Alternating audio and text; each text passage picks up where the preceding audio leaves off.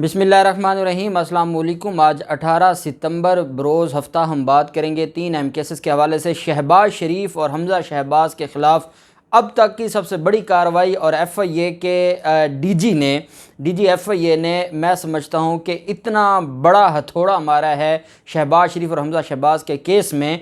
और 26 जो गवाहान हैं, जो बैंकर्स हैं, उनके 164 के बयानात के लिए आज अदालत से रजू किया था और बयानात कलम बंद हुए और शहबाज शरीफ और हमज़ा शहबाज को तलब कर लिया गया लाहौर की ज़िला कचहरी में। ये इतनी बड़ी डेवलपमेंट है कि जिसके बाद मनी लॉन्ड्रिंग केस की जो अहमियत है और इसमें इनकी सज़ा जो है वो अब हर हाल में होगी। इतनी बड़ी जो डेवलपमेंट हो गई और इतनी बड़ी कार्रवाई है। FIA की बड़ी अहम तफसीलात है और फिर इनकी जो दरख्वास्त ज़मानत चाह रही है वो कैसे खारिज होने जा रही है वो भी मैं आपको इसी के साथ बताऊंगा। साथ हम बात करेंगे chief justice Lahore high court अपनी जो कार्रवाई है और अपना जो वो एक तारीख बनाने जा रहे हैं। और ये पहले चीफ जस्टिस हैं जिन्होंने बैठकर 10 साल पुराने मुकदमात निकलवाए और उसमें जो ये बड़े बड़े माफिया थे, लीगी माफिया और जरदारी माफिया, इनके खिलाफ जो केसेस पेंडिंग पड़े थे 10 साल पुराने, सारी फाइलें निकलवा के एक अलग बेंच बना दिया है और उसका ऐलान कर दिया है। बड़ी अहम तफसीलात हैं वो भी मैं आपके साथ शेयर करूंगा। साथ हम बात करेंगे अजीज़ुर रहमान, जमीयत उलमा इस्लाम फ़ेक के रहनुमा अजीज़ुर रहमान मदरसा ज़्यादती केस में आज एक नई दरख्वास्त ज़मानत लेकर लाहौर की सेशन अदालत में पहुँचे। ये ज़मानत जो ज़मानत की दरख्वास्त है बड़ी दिलचस्प है। वकील हैं सफदर शहीन साहब जो कि अजीज़ुर रहमान के वकील हैं, उन्होंने अदालत में दरख्वास्त दी और अदालत में मौक़िफ़ ये अख्तियार किया कि मेरा जो मुवक्किल है या जो मुल्ज़िम है वो बिल्कुल बेगुनाह है, वो एक मुअज़्ज़ज़ शहरी है, वो एक मुअज़्ज़ज़ शोबा से ताल्लुक़ रखता है, वो दीन का इल्म पढ़ाता रहा है। कितने लोग उनसे दीन पढ़ के गए हैं और वो दीन की तालीम देता रहा, कभी उनके ख़िलाफ़ कोई शिकायत नहीं आई। अगर उस तरह की उसकी नेचर होती या सोच होती तो कोई मज़ीद भी उसके ख़िलाफ़ लोग उठ कर आते और वो आके पुलिस को बयान देते, ऐसा कुछ ना हुआ। ये जो वीडियो वायरल का मामला है, एक तो इस वीडियो की FIR में ना तारीख़ लिखी गई है ना वक्त लिखा गया है। एक बात मैं आपको बता दूं कि तारीख़ व वक्त वक़ूआ ये बड़ी ज़रूरी चीज़ होती है FIR में। तो जो मुल्ज़िम के वकील हैं उन्होंने कहा कि ये दोनों चीज़ें इसमें मेंशन नहीं की गई। वीडियो तो चंद मिनटों में बनाई जा सकती है। हॉलीवुड की फ़िल्म टाइटैनिक और बाकी इस तरह की जो फ़िल्में हैं वो इस बात का सबूत हैं कि वीडियोस बन सकती हैं। अब आप अंदाज़ा लगाएं कि जो अजीज़ुर रहमान का वकील होगा तो वो फिर मिसालें भी ऐसी देगा। बहरहाल कहते हैं कि जो वीडियो है वो तो 3 मिनट में बन सकती है और ये हॉलीवुड की मूवीज़ का भी उन्होंने हवाला देते हुए कहा कि ऐसी वीडियोस बनती रही हैं। इस वजह से अजीज़ुर रहमान के ख़िलाफ़ ये जो केस है वो बड़ा ही कमज़ोर है, इसमें कोई सबूत नहीं है। मुल्ज़िम इतना अरसा से जेल में है, मुल्ज़िम से कोई रिकवरी नहीं हुई, ना मज़ीद इनकी कोई रिक्वायरमेंट है कि मुल्ज़िम को जेल में रखा जाए। इस वजह से मुल्ज़िम की दरख्वास्त ज़मानत मंजूर की जाए। अदालत ने पुलिस से मुकदमे का रिकॉर्ड तलब करते हुए 20 सितंबर तक के लिए तो जो है वो केस की समाअत को अर्जन कर दिया है, मुलतवी कर दिया है। 20 सितंबर पीर के दिन दोबारा समाअत होगी जब मुकदमे का रिकॉर्ड आएगा, फिर प्रोसिक्यूशन, फिर मुद्दई, फिर बहस होगी और ये दरख्वास्त ज़मानत डिसाइड होगी। चाहे कोई भी हवाला दें, चाहे इस मामले में कोई भी बात करें, इनकी जान नहीं छूटने वाली। वो कैसे, वो भी 20 सितंबर की हियरिंग पर मैं आपको ज़रूर बताऊंगा। दूसरी तरफ मामला है chief justice Lahore high court. Chief justice Lahore high court के लिए जब भी उनका नाम आता है तो मेरे दिल से इसलिए दुआ निकलती है कि 7 रुकनी बेंच में जब मैं chief justice Lahore high court को देखता हूं और जब सानिया मॉडल टाउन केस की समाअत हो रही होती है और उनकी इस केस के हवाले से उनके अंदर एक एहसास होना कि मज़लूमों को इंसाफ मिलना चाहिए, कानून का भी खिलवाड़ ना हो और मज़लूमों को इंसाफ भी मिल जाए। और पूरी हेयरिंग में उनका जो चेहरा है वो ये बताता है कि चीफ जस्टिस साहब इस सारे के सारे मामले में बहुत ज़्यादा दुखी हैं और वो ये चाहते हैं कि कानून के दायरा में रहते हुए मज़लूमों को इंसाफ मिले। और वो वाकई वही देख सकता है जिसके अपने अंदर कोई दुख या दर्द हो इस केस को लेके, और वो चीफ जस्टिस साहब की नज़रों से और आंखों से नज़र आता है।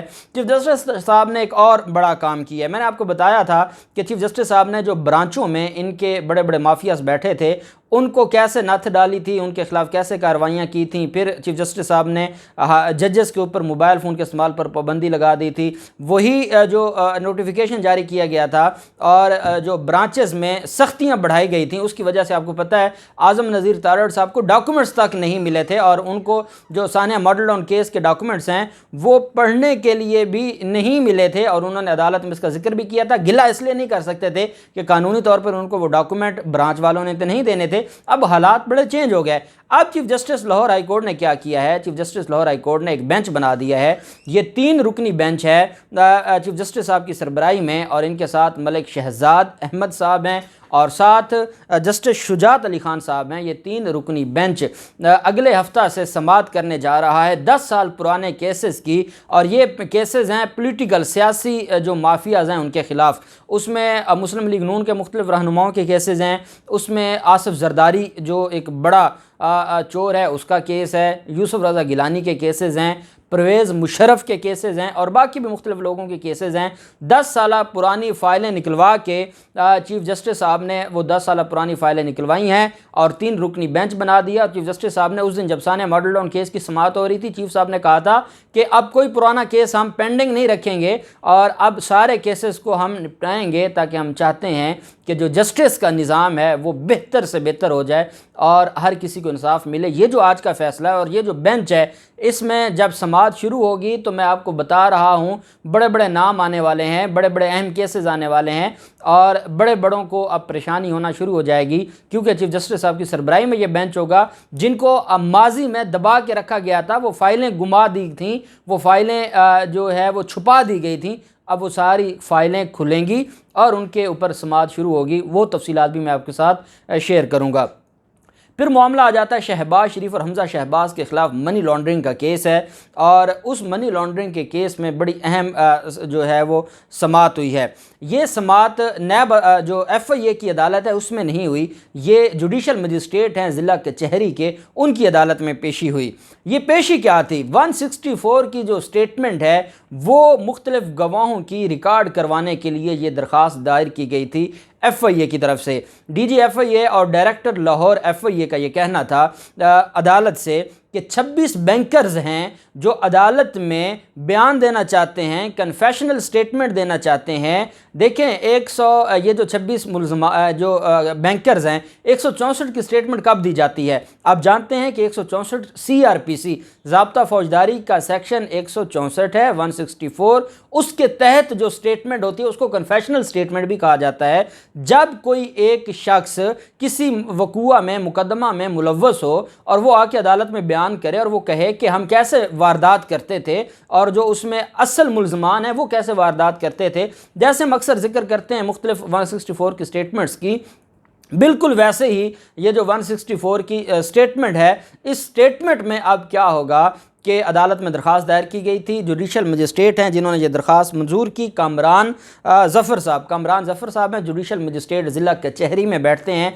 उन्होंने हमज़ा शहबाज और शहबाज शरीफ को आज तलब किया हुआ था। 26 बैंकर्स हैं जिनकी 164 की स्टेटमेंट्स होनी हैं। 164 की स्टेटमेंट में तरीक़ाकार ये होता है कि जिनके खिलाफ स्टेटमेंट दी जा रही होती है उनको भी तलब किया जाता है। जब 164 की स्टेटमेंट हो जाए तो उसके ऊपर फिर जो मुखालिफ फरीक है उसके वकील का हक है कि वो जिरा भी कर सकता है। इस वजह से हमज़ा शहबाज और शहबाज शरीफ को तलब किया गया था, उनके वकला भी अदालत में पेश हुए। आज 6 जो बैंकर्स हैं उनके 164 के जो स्टेटमेंट्स हैं वो मुकम्मल हुई हैं और अब मज़ीद जो इस केस के अंदर 20 गवाहान हैं, जो मुल्ज़मान हैं, जो बैंकर्स हैं, जो अपनी स्टेटमेंट देने जा रहे हैं और ये स्पेसिफिक स्टेटमेंट्स हैं रमज़ान शुगर मिल और मनी लॉन्ड्रिंग के जो अकाउंट्स हैं। रमज़ान शुगर मिल्स और मनी लॉन्ड्रिंग से मुतल्लिक जो बैंक अकाउंट्स में ट्रांजैक्शन का मामला है उस पर ये स्टेटमेंट्स दी गई कि कैसे जाली और फेक ट्रांजैक्शंस होती रहीं। रमज़ान शुगर मिल के चौकीदार और सिक्योरिटी गार्ड के अकाउंट से मुतल्लिक भी गवाहान अदालत में पेश हो रहे हैं जो 164 की स्टेटमेंट देंगे और ये बैंकर्स हैं। गवाहान मैं इसलिए कह रहा हूँ कि क्योंकि ये वादा माफ गवाह बनने जा रहे हैं, तभी 164 की स्टेटमेंट्स दे रहे हैं और ये बता रहे हैं कि कैसे ये वारदात करते थे।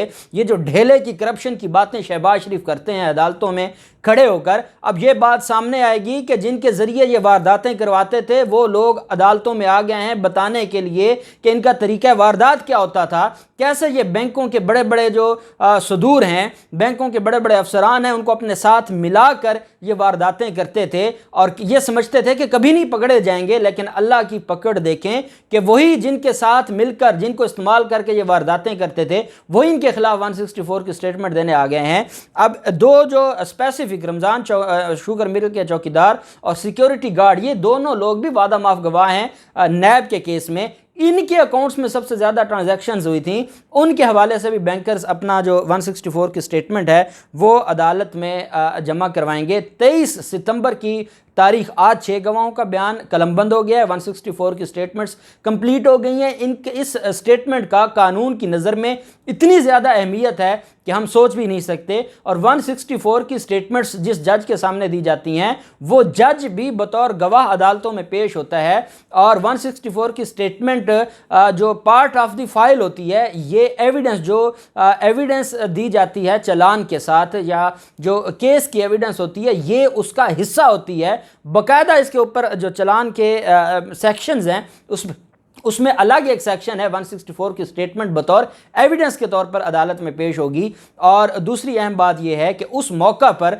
जब इनकी दरख्वास्त ज़मानत पेंडिंग है, जब 26 बैंकर्स इनके खिलाफ 164 की स्टेटमेंट दे देंगे तो क्या ये किस दुनिया में रहते हैं, कैसे ये ज़मानतें लेंगे। लाहौर हाई कोर्ट में तो अब वो ज़मानतें जो इनको मिला करती थी थोक पर, वो अब मिलने वाली हैं नहीं। तो यहाँ से, ये तो स्पेशल कोर्ट है, इसके पास तो अख्तियार ही बहुत कम है, तो यहाँ से भी इनको ज़मानत नहीं मिलने वाली। अब 23 सितंबर को हमजा शहबाज और शहबाज शरीफ को भी तलब किया गया है दोबारा, और मजीद 20 बैंकर्स के बयानात कलमबंद होंगे। और उसके बाद जब इनकी जिरा होगी, 26 बैंकर्स के बयानात मुकम्मल हो जाएंगे तो ये पार्ट ऑफ द फाइल बन जाएंगे। और यही सबसे बड़ी एविडेंस है। और मैं आपको बता रहा हूँ कानून की नज़र में इसकी बड़ी अहमियत है। और आज का दिन शहबाज शरीफ और हमजा शहबाज पर बड़ा भारी है, क्योंकि सबसे बड़ी कार्रवाई FIA ने की है और हम DG FIA को इसके ऊपर अप्रिशिएट करते हैं। अल्लाह पाक पाकिस्तान गामी नासिर हो। बहुत शुक्रिया। अल्लाह हाफिज़। पाकिस्तान जिंदाबाद।